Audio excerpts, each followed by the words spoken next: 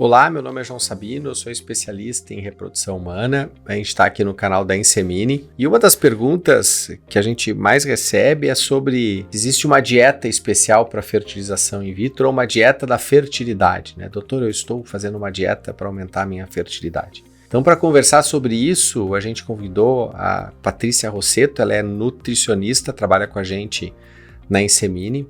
A gente faz questão, para vocês terem uma ideia, que todas as nossas pacientes passem com ela, porque a gente acha que é muito importante a gente cuidar do estilo de vida antes de um tratamento, seja ele congelamento de óvulo ou fertilização in vitro, ou mesmo tratamento que não vá terminar com alguma coisa dentro do laboratório. Então, a gente está aqui dentro do nosso canal, que a gente prioriza sempre a discussão científica, a discussão com embasamento. A gente já aproveita, já pede para curtir, para compartilhar, para perguntar no final da nossa discussão. E a primeira pergunta que eu faço para a Patrícia é: Patrícia, existe alguma dieta específica para aumentar a fertilidade? Então, é uma pergunta bastante comum, realmente.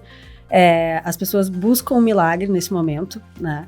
Mas não existe uma dieta específica. O que existe é um estilo de vida adequado e o pensar, né, então, com alguma antecedência nisso. Porque muitas vezes as pessoas pensam nesse momento somente pós-gravidez ou no momento de fazer a FIV e nunca pensam em cuidar da alimentação, do estilo de vida antes, né? Então, acho que é um papel dos profissionais da saúde e principalmente da nutricionista trazer essas informações, porque hoje em dia a gente tem muitas informações de internet, algumas informações sim, são válidas, são baseadas em ciência, outras não, né? Então vem muitas dúvidas e infelizmente não existe um milagre, não existe uma dieta específica para a fertilidade. O que existe é a gente melhorar a condição deste paciente, então o metabolismo, né, a questão hormonal, algumas deficiências que podem existir e obviamente retirar tudo que é mais inflamatório dentro da alimentação.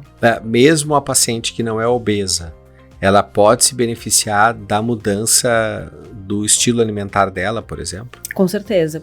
A obesidade é um dos fatores, né? Então é uma inflamação. Mas muitas vezes a gente recebe pacientes com peso adequado, muitas vezes até com estilo de vida ok, mas muitas vezes estão consumindo muito álcool, muita cafeína, muitos suplementos, às vezes também sem base científica, sedentárias, né? Estressadas, com sono ruim.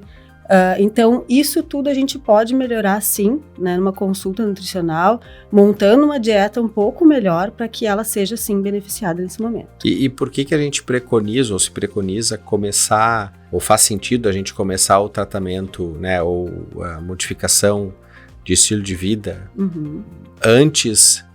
quanto antes ou só no dia que começa a medicação da fertilização in vitro? Eu vou começar só em março, então deixa assim, vida louca. Em março ali eu começo, né, a me cuidar. Né? Por que a gente precisa desse tempo antes? Isso acontece bastante, né? Muitas vezes as pessoas começam a pensar justamente no momento do uso do medicamento ou no momento que começa a tentar engravidar. Mas é muito importante, eu sempre falo que 3 meses antes da gente tentar engravidar, sendo coito programado, sendo uma fertilização ou até mesmo, né, na concepção natural, na tentativa de concepção natural, é muito importante que a mulher e o homem repensem o estilo de vida, né? Então, é isso. Muitas vezes elas deixam, já que eu não engravidei esse mês, vou beber todas, né? Vou me alimentar mal.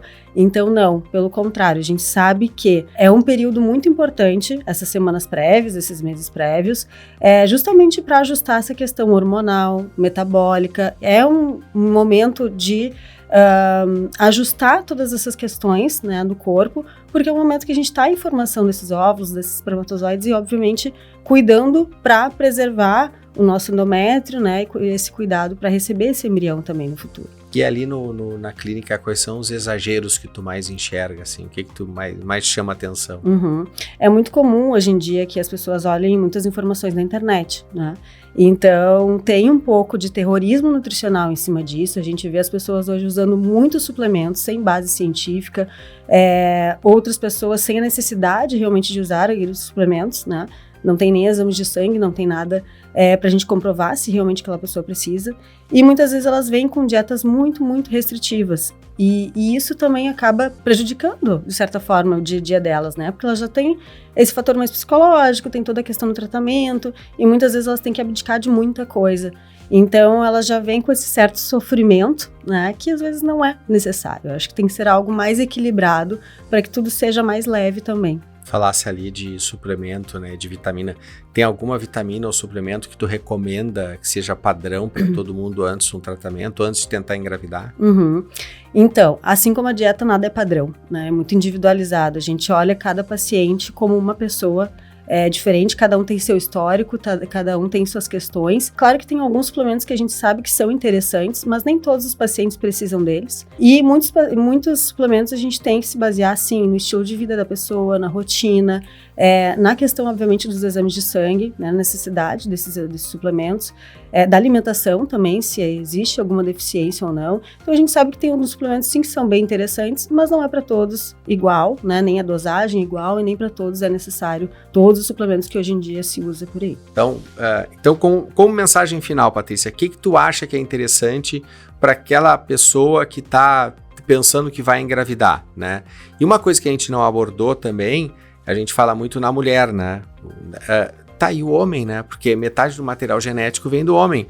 Quer dizer, o homem pode beber, pode comer churrasco à vontade, pode dormir mal, pode fumar, pode tudo e fica na mesma. Então, assim, 2 perguntas numa só, né? Como é que fica a história do homem, e que na maioria das vezes deve te procurar a consulta a mulher, o homem às vezes nem vai, né? E como é que a gente pode dar uma mensagem final para aquelas pessoas que estão nessa jornada de tentar engravidar? Isso é uma questão bastante importante, né? A gente foca muito na mulher, a gente que eu digo, né, do mundo geral, quando quer engravidar, a gente pensa muito na mãe, na mulher. E muitas vezes o homem fica lá, né, sedentário, obeso, com hábitos alimentares muito ruins, com alto consumo de álcool, né, às vezes drogas, enfim, cigarros, e a mulher se cuida muito, de forma geral. Então, é sempre um recado que eu gosto de dizer para os casais, né, de dar para os casais. Não só cuidar da mulher, da saúde da mulher, mas sim do homem. A gente sabe que 50% do embrião é do homem e 50% da mulher. Então, a gente traz essa carga também, né, do estilo de vida, não só a questão genética, né, de cores de olhos, de cabelos e tudo mais, mas essa questão de patologias e de estilo de vida que a gente vai acabar levando para esse embrião que um dia vai se transformar num bebezinho. Então, eu acho super importante esse cuidado do casal, tanto no estilo de vida no geral, né? Então, o sono, a questão do álcool, essa redução do álcool, o consumo de embutidos. E aí, já entrando na outra pergunta, né? O recado geral, eu acho que é isso, assim. Não necessariamente a pessoa deve fazer uma dieta, mas ela tem que cuidar do estilo de vida como um todo. Então, quantas horas de sono ela está tendo por noite? É uma noite boa de sono, né? Ela acorda descansada? O nível de estresse dessa pessoa, sedentarismo, o consumo de álcool, de ultraprocessados, de embutidos. Cuidado também com a mesmice, né, na alimentação. Muitas vezes a pessoa come sempre a mesma coisa, então é legal ter a variedade, ter diversidade neste momento. Cada alimento tem seu nutriente. Então é isso, assim, olhar com um pouquinho mais de carinho pro seu estilo de vida, né? Porque muitas vezes as pessoas ficam nessa tentativa de gravidez e não cuidam, muitas vezes, da base, que é algo, teoricamente, até mais simples da gente cuidar no dia a dia, mas que muitas vezes as pessoas têm dificuldade, né? Então é esse o recado, assim, olhar um pouquinho mais com carinho, assim, dessa saúde como um todo. Para finalizar, café e chá é proibido? Não são proibidos. Muitas vezes as pessoas falam assim, nossa, parei de tomar todos os chás, parei de tomar café, não tomo mais, só tomo descafeinado. É o momento que a gente pede a redução, né? E aí, obviamente, o exagero sempre ruim, né, em todos os sentidos, mas a pessoa pode tomar um cafezinho, ou gosta de tomar um café com leite, não precisa restringir totalmente, não é proibido, a gente só pede que diminua o consumo, né, e não seja algo muito exagerado, até porque a cafeína também muitas vezes traz mais ansiedade, então é outro fator, né, que pode nos prejudicar nesse momento. Viram que legal o nosso bate-papo com a nossa nutricionista Patrícia, ela falou bastante coisa, o mais importante é a gente individualizar, cada caso é um caso, não existe uma dieta nem suplemento mágico, a gente tem que mudar, no final de contas é estilo de vida, né? A nutrição, ela faz parte de uma coisa muito maior que é o estilo de vida que a gente tem. Vale para homem, vale para mulher, né? O casal, o homem e a mulher, quer dizer, o filho vai ser dos dois e a gente tem que planejar esse filho com os dois também.